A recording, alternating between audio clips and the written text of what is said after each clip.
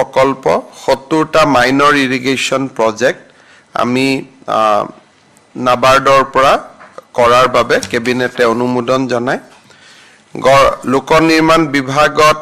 আগতে কাম কৰি থকা কিন্তু এপিএছচিত নিৰ্বাচিত নোহোৱা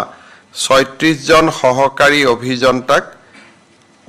কাম কৰি যাবৰ কাৰণে আকৌ 3Fত নিযুক্তি দিয়া হয় নৱ নিৰ্মিত তামুলপুৰ জিলাত ইলেকশ্যন ডিপাৰ্টমেণ্ট আজি গঠন কৰা হয়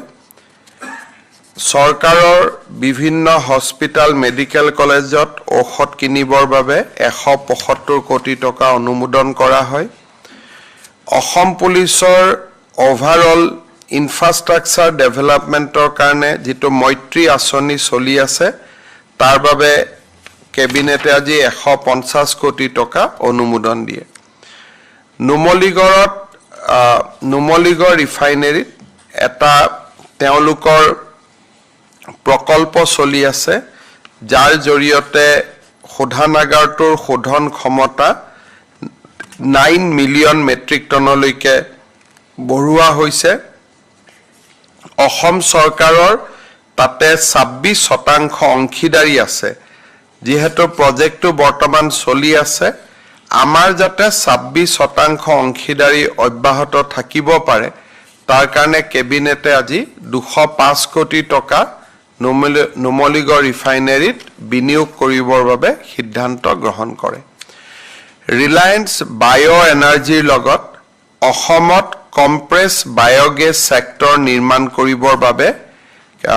বা তাৰ উদ্যোগ গঢ়ি তোলাৰ বাবে বায়োগেছৰ ওপৰত বা বায়ো ৰিফাইনেৰী আদি নিৰ্মাণ কৰিব পাৰে তাৰ বাবে আমি আজি এখন মেমৰেণ্ডাম অফ আণ্ডাৰষ্টেণ্ডিং কেবিনেটে অনুমোদন কৰে আৰু পৰৱৰ্তী সময়ত এই মেমৰেণ্ডাম অফ আণ্ডাৰষ্টেণ্ডিংৰ ওপৰত ভিত্তি কৰি অসমত কি ধৰণে ৰিলায়েন্সে ফসিল ফুয়েলৰ জাগাত অৰ্থাৎ মাটি তলৰ পৰা ওলোৱা তেলৰ পৰিৱৰ্তে গ্ৰীণ অইল নেপিয়াৰ আদি গ্ৰাছৰ জৰিয়তে গ্ৰীণ অইল বা গ্ৰীণ এনাৰ্জি তেওঁলোকে নিৰ্মাণ কৰিব বা তেওঁলোকে উৎপাদন কৰিব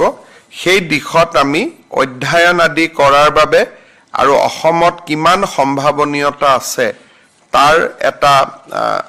লেখালেখ উলিয়াবৰ বাবে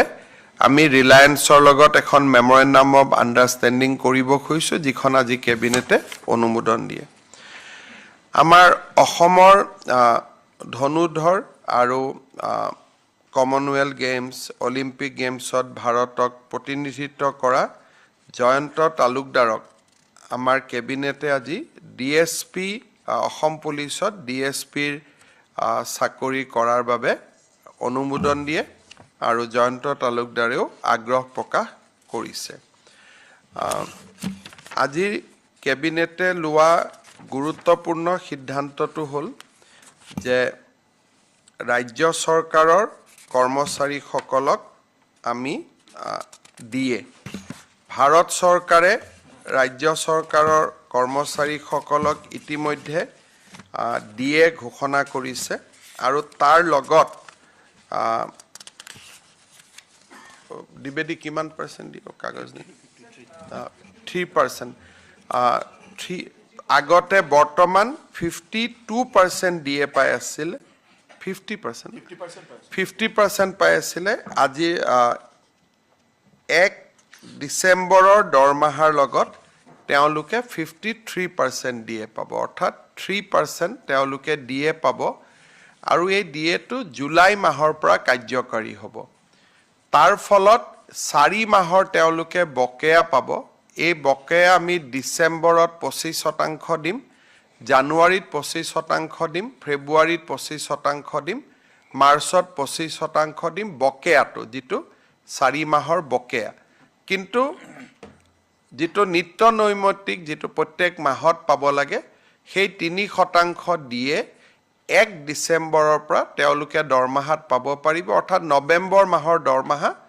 ডিসেম্বৰত লয় গতিকে ডিসেম্বৰত তেওঁলোকে দিয়েটো ড্ৰ কৰিব পাৰিব দীপাৱলীৰ আগতে ৰাজ্যিক কৰ্মচাৰীসকলৰ বাবে ই এটা সুখৰ সংবাদ যে তেওঁলোকে 3% দিয়ে আমাৰ কেন্দ্ৰীয় চৰকাৰৰ সমাহাৰত পাব কেন্দ্ৰীয় চৰকাৰৰ কৰ্মচাৰীৰো দিয়ে 53% আজিৰ পৰা আমাৰ কৰ্মচাৰীৰো দিয়ে 50% 53% হ'বগৈ 3% আমি এনহেন্স কৰিছো এই মাহত আমি আৰু এটা কাম কৰিছো